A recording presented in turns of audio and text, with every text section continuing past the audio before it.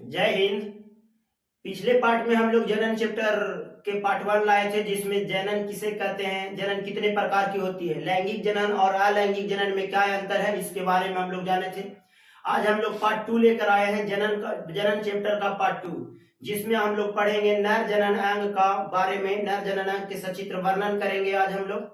तो देखिए, बहुत बार बोर्ड एग्जाम में चाहे 10th क्लास हो या 12th क्लास हो, तो ये क्वेश्चन बहुत बार आता है कि नर जनन अंग का सचित्र वर्णन करें, मतलब मेल रिप्रोडक्टिव सिस्टम का वर्णन करने के लिए कहा जाता है कि मेल रिप्रोडक्टिव सिस्टम का फिगर छाप के उसका वर्णन कर दीजिए। तो देखिए, ऐसे चित्र छाप दीजिएगा और नाम स्वच्छ नामान, मतलब कि साफ साफ नाम दर्शा के, इसके बाद हम लोग वर्णन करेंगे। तो सबसे पहले चलिए वर्णन करते हैं। तब मानव जनन अंग में मानव का जो नर जनन अंग है, उसमें सबसे पहले वर्णन किया जाता है वृषण का। सबसे पहले वृषण का। वृषण को इंग्लिश में टेस्टिस कहा जाता है। वृषण को इंग्लिश में टेस्टिस कहा जाता है। या प्रत्येक नर में एक जोड़ी पाया जाता है। एक जोड़ी मतलब 2 पीस पाया जाता है, समझे। या दोनों जंघाओं के बीच स्थित होती है, समझे कि नहीं। या मनुष्य का जो नर का सबसे प्रमुख जनन अंग होता है। वृषण जो होती है नर का सबसे प्रमुख जनन अंग होता है, या दोनों जंघाओं के बीच स्थित होती है।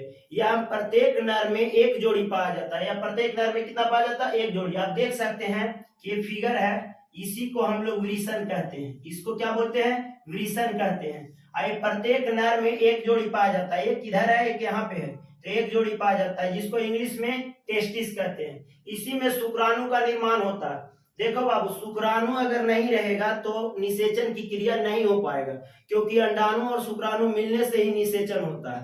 तो अगर शुक्राणु बनेगा ही नहीं तो निषेचन की क्रिया नहीं होगा और वह व्यक्ति बाप नहीं बन सकता। इसलिए शुक्राणु होना अति आवश्यक है, समझे कि नहीं। और शुक्राणु जिस अंग में बनेगा वह अंग जनन के लिए सबसे महत्वपूर्ण होगा। तो वृषण में शुक्राणु का निर्माण होता है, इसीलिए यह सबसे प्रमुख अंग है, समझे। तो नर का सबसे प्रमुख जनन अंग वृषण होता है। देखिए, यहाँ पे वर्णन किए हैं कि नर का सबसे प्रमुख जनन अंग वृषण होता है। यह दोनों जंघाओं के बीच स्थित होती है, दोनों जांघ के बीच में रहता है, समझे कि नहीं। इसका आकार अंडाकार होता है, दिखाई भी पड़ रहा है कि इसका आकार अंडाकार होता है, या तो गोलाकार भी कह सकते हैं, अंडाकार होता है। यह प्रत्येक नर में एक जोड़ी पाया जाता है। प्रत्येक पुरुष में कितना पाया जाता है? एक जोड़ी पाया जाता है। वृषण तवाचा के बनी एक खोल में स्थित होता है। जैसे देखिए, वृषण जो होता है ना, तवाचा चमड़ा का एक खोल होता है, इसी में वृषण दोनों स्थित होता है। दोनों वृषण इसी में स्थित रहता है। तवाचा की बनी, चमड़ा का बना एक खोल में स्थित होता है। इस खोल को बोलते हैं वृषण कोष, माने वृष कोष कहते हैं। वृष कोष कहते हैं। तवाचा की बनी एक खोल में स्थित होता है, जिसे वृष कोष कहते हैं। वृष कोष कहते हैं, जिसे इंग्लिश में स्क्रोटम कहते हैं। वृषण में ही शुक्राणु का निर्माण होता है। ये पहले भी हम बता के गए कि पुरुष का जनन अंग इसलिए प्रमुख है क्योंकि इसमें शुक्राणु जिसको इंग्लिश में स्पर्म कहते हैं, शुक्राणु का निर्माण होता है। इसका तापमान जो है शरीर के तापमान से 2 या 3 डिग्री कम होता है। वृषण का जो तापमान है, मतलब टेस्टिस का जो तापमान होता है, उस शरीर के तापमान से 2 या 3 डिग्री कम होता है, समझे कि नहीं। इसीलिए इसमें स्पर्म का निर्माण होता है। वृषण माने टेस्टिस जो है तंतुमय संयोजी ऊतक के आवरण से ढकी हुई होती है। तंतुमय संयोजी ऊतक के आवरण से ढकी हुई होती है, जिसे ट्यूनिका एल्बुजिनिया कहते हैं। वृषण जो होता है बाबू, ये वृषण है, ये बाहर से तंतुमय संयोजी ऊतक के आवरण से ढकी हुई होती है, जिसे ट्यूनिका एल्बुजिनिया कहते हैं। ट्यूनिका एल्बुजिनिया कहते हैं। वृषण के अंदर 200 से 300 खंड पाया जाता है। जैसे वृषण है, इसके अंदर में ऐसे करके खंड पाया जाता है, ऐसे खंड पाया जाता है। ऐसा ऐसा खंड कम से कम 200 से 300 पाया जाता है, जिसको टेस्टिकुलर कहते हैं। टेस्टिकुलर कहते हैं। इसमें 2-3 कुंडलित रचना पाई जाती है। ये जो गोलका देख रहे हैं, इसमें 2-3 ऐसे कुंडली जैसी रचना पाया जाता है। इस कुंडली जैसी रचना को ही बोलते हैं हम लोग शुक्र जनन नलिका। शुक्र जनन नलिका, जिसको इंग्लिश में बोलते हैं सेमिनिफेरस ट्यूब्स, समझे कि नहीं।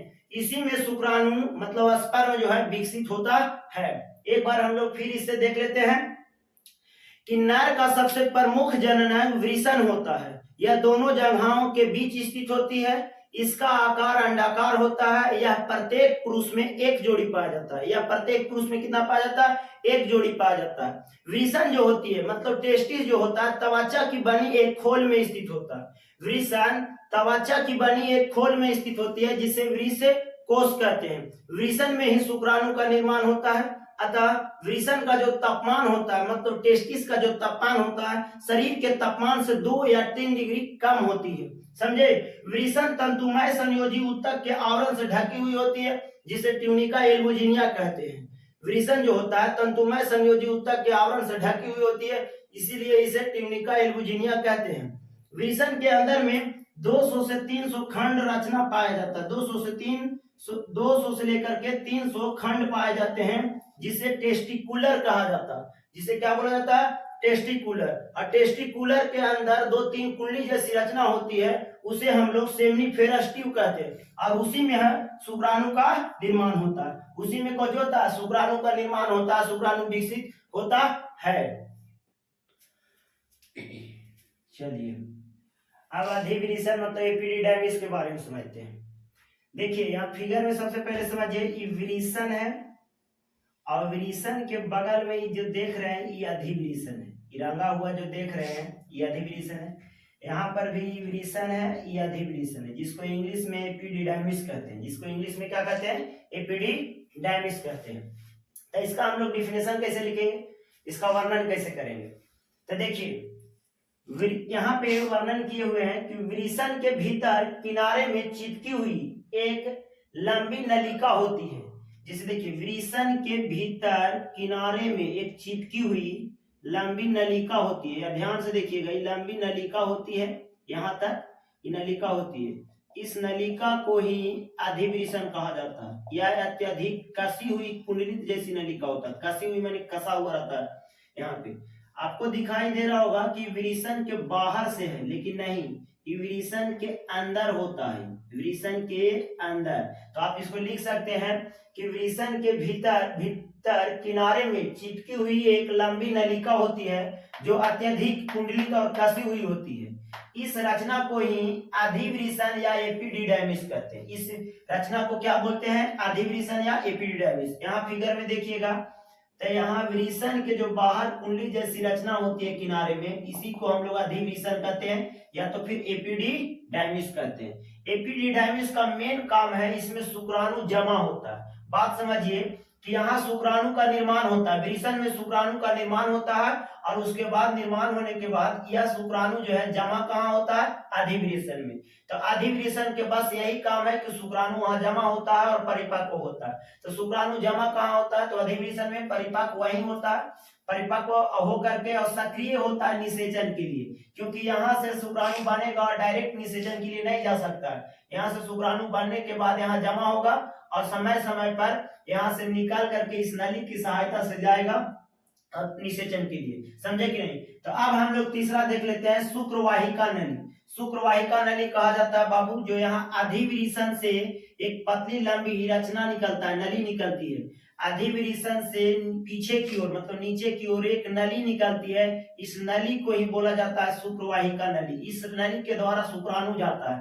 तो जैसे इसका हम लोग डिफिनेशन क्या लिखेंगे, वर्णन, तो कहेंगे एपिडिडाइमिस से एक लंबी कुंडलित रचना निकलती है, माने एक लंबी कुंडलित नली निकलती है जिसे एपिडिडाइमिस कहते हैं। इसका जो दीवार होता है मसाल वाली होती है, मतलब मांस वाला होता है। ये जो पाइप टाइप के आप देख रहे हैं, जो पाइप जैसा ऐसे खींचल है इधर से और इसमें भी खींचा हुआ है इधर से ऐसे ऐसे करके, इस पाइप को ही बोलते हैं शुक्रवाहिका नली, माने शुक्रवाहिनी, जिसको इंग्लिश में वासा डिफेंस कहते हैं। वास डिफेंस कहते हैं, वास डिफेंस कहते हैं। समझे कि नहीं? इसका जो दीवार होती है मसाल होती है, मसाल माने मांस का होता है और संकुचनशील होती है। ये सिकुड़ती है और फैलती है। सिकुड़ने और फैलने के कारण ही यहाँ से शुक्राणु जो है मतलब स्पर्म, इंग्लिश में उसको स्पर्म कहते हैं, तो स्पर्म जो है से यहाँ से जाता है एपिडिडाइमिस से। समझे कि नहीं? तब हम आगे देखते हैं कि यह नली वृषण के पीछे से होकर आगे की ओर बढ़ती है और मूत्राशय के नजदीक जाता है। देखिए यह नली वृषण के नीचे आता है, मतलब पीछे की ओर आता है, पीछे से फिर ऊपर की ओर जाता है। ऊपर की ओर जाने के बाद में ये आप जो देख रहे हैं मूत्र नली है। ये क्या है? मूत्र नली। तो मूत्र नली पर ऐसे फंदा बना के नीचे की ओर आता है। मूत्र नली पर कुछ बनाया फंदा, जैसे ये आप देख रहे हैं ये मूत्र नली है, और यहाँ से ऐसे करके वासा डिफेंस जो है, वासा डिफेंस ऊपर की ओर जाता है और यहाँ पर फंदा बना करके नीचे की ओर आता है। नीचे की ओर आने के बाद यहाँ जो देख रहे हैं आप, ये जो थैली जैसी रचना है इसको शुक्राशय कहा जाता है, इंग्लिश में सेमिनल वेसिकल बोला जाता है। तो इसका जो नलिका है, नली है से आईएनए से जो आता है शुक्रवाहिनी वाला नली है से, दोनों आपस में यहाँ मिल जाता है। यहाँ से शुक्राशय की नली और शुक्रवाहिनी की नली दोनों आपस में मिल जाता है, और मिलने के बाद जो यहाँ नली बनती है उस नली को ही बोला जाता है काची, स्खलन नलिका, जिसको इंग्लिश में बोलते हैं एजिकल्टरी डक्ट। समझे कि नहीं, स्खलन नलिका बोला जाता है। तो अब हम लोग देख लेते हैं कि स्खलन नलिका किसे कहते हैं, उसका वर्णन समझ लेते हैं। चलिए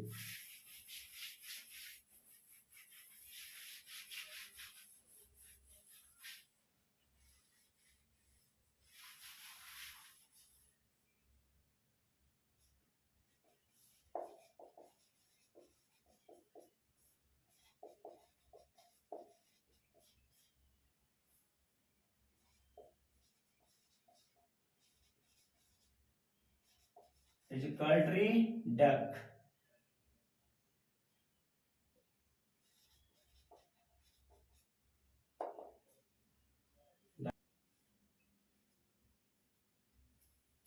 चलिए स्खलन नलिका मतलब एजिकल्टरी डक्ट के बारे में समझते हैं। हम लोग विरेचन के बारे में पढ़ लिए, अधिविरेचन पढ़ लिए, शुक्रवाहिका नली पढ़ लिए। अब हम लोग देख लेते हैं स्खलन नलिका।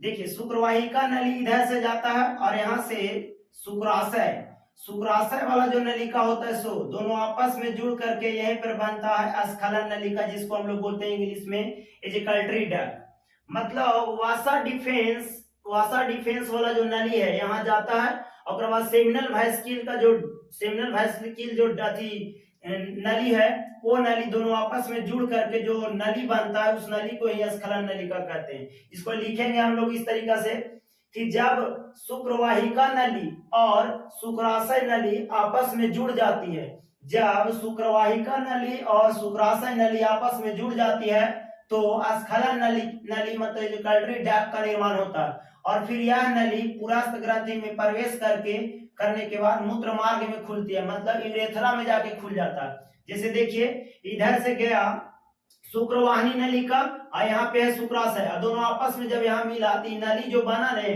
उस नली को ही बोलते हैं स्खलन नलिका, मतलब एजिकल्टरी डक्ट। ये जो कल्टरी डक्ट है जो एरा में प्रवेश करता है, जो आप काला नियन रंगा हुआ जो दिख रहे हैं ये पुरस्थ ग्रंथि है, इस ग्रंथि में प्रवेश करके और फिर यहाँ जो उजला देख रहे हैं ये है आपका मूत्र मार्ग मतलब यूरेथ्रा, तो यूरेथ्रा में जाकर जुड़ जाती है। समझे। अब हम लोग देख लेते हैं यूरेथ्रा किसे कहते हैं। यूरेथ्रा के मतलब है कि मूत्र मार्ग किसे कहते हैं, मूत्र मार्ग के बारे में समझते हैं। तो मूत्र मार्ग जो है बाबू यूरिनरी ब्लैडर से आने वाली डक्ट को यूरेथ्रा कहते हैं। मतलब यूरिनरी ब्लैडर के मतलब होता है मूत्राशय, तो यहाँ पे आप जो देख रहे हैं मूत्राशय है, तो मूत्राशय से जो नली निकलती है, मूत्राशय से जो पतली लंबी नली निकलती है उस नली को ही यूरेथ्रा कहते हैं, मतलब मूत्र मार्ग कहते हैं। यह एक लंबी और मांस वाली नली होता है, मांस वाला नली है। जैसे यहाँ पे आपका यूरिनरी ब्लैडर हो गया और यहाँ से जो लंबी ऐसे नली निकलता है, पतली लंबी नली निकला हुआ है और इसके बीच में ऐसे करके पेनिस है, पेनिस के एकदम बीचों बीच में होता है, पेनिस के बीचों बीच में आप देख भी रहे हैं कि पेनिस है, अब पेनिस के बीचों बीच में जो एक नली निकला हुआ इस नली को ही बोलते हैं यूरेथ्रा मतलब मूत्र मार्ग। इस मूत्र मार्ग के सहायता से पेशाब जो होती है, जो मूत्र होता है वो बाहर निकलता है तथा यहाँ जो स्पर्म बनता है मतलब शुक्राणु बनता है, वो शुक्राणु भी इसी रास्ते से शरीर के बाहर निकलता है। तो यहाँ पर हम बोल सकते हैं कि यूरिनरी ब्लैडर से आने वाले डक्ट को यूरेथ्रा कहते हैं। यह एक लंबी और मांस वाली नली होता है जो पेनिस के बीचों बीच में होता है। पेनिस को हिंदी में शिश्न कहा जाता है, तो शिश्न के बीचों बीच से होकर गुजरती है और मूत्र छिद्र की सहायता से बाहर खुलता है। यहाँ वाला जो छिद्र है इस छिद्र को बोलते हैं मूत्र छिद्र, इसी की सहायता से बाहर निकलता है। इस रास्ता से मतलब यूरेथ्रा से मूत्र और वीर्य, वीर्य को इंग्लिश में सेमेन कहते हैं, तो जो सेमेन है इसी रास्ता से बाहर निकलता है। अब हम लोग देख लेते हैं लास्ट जो है कि पेनिस के बारे में समझ लेते हैं। लास्ट जो है पेनिस माने पेनिस किसे कहते हैं उसके बारे में समझ लेंगे, उसका बाद ही वर्णन हो जाएगा। फिर बचेगा हम लोग का जो इसमें ग्लैंड है, ग्रंथि है, जैसे यहाँ पर देखिए शुक्राशय, शुक्राशय एक ग्रंथि है बाबू। उसके बाद कॉपर ग्रंथि बचेगा और एक पुरस्थ ग्रंथि बचेगा, उसका हम लोग नेक्स्ट वीडियो में देखेंगे। चलिए अब जो शिश्न बचा हुआ है, जो इंग्लिश में इसको पेनिस कहते हैं, इसके बारे में समझ लेते हैं। तो हिंदी में बोलते हैं शिश्न, शिश्न इंग्लिश में बोलते हैं पेनिस। चलिए पेनिस शिश्न के बारे में समझते हैं कि शिश्न क्या है, मतलब शिश्न को इंग्लिश में पेनिस कहते हैं। देखिए हम लोग यही समझते हैं कि पुरुष का सबसे प्रमुख जननांग जो है पेनिस है। दिमाग में हम लोग यही चलित रहता है, क्योंकि पेनिस का आकार बेलनाकार होता है ऐसा।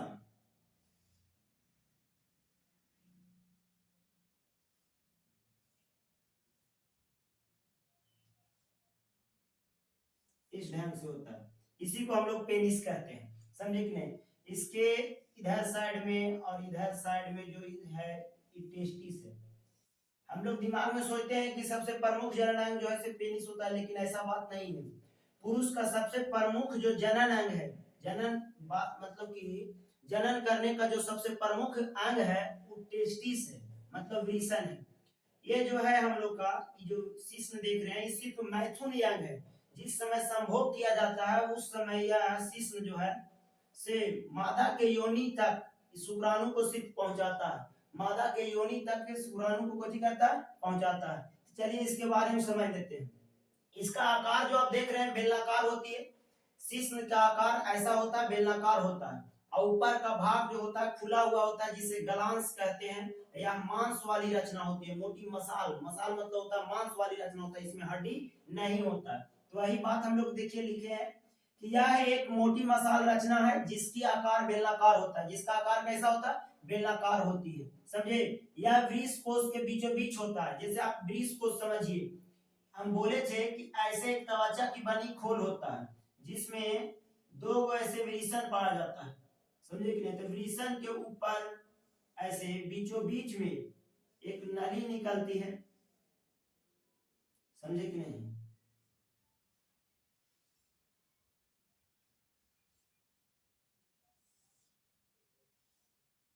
ऐसे यहाँ तो देखिए वृषकोश के बीचों बीच में स्थित होता है, समझे कि नहीं।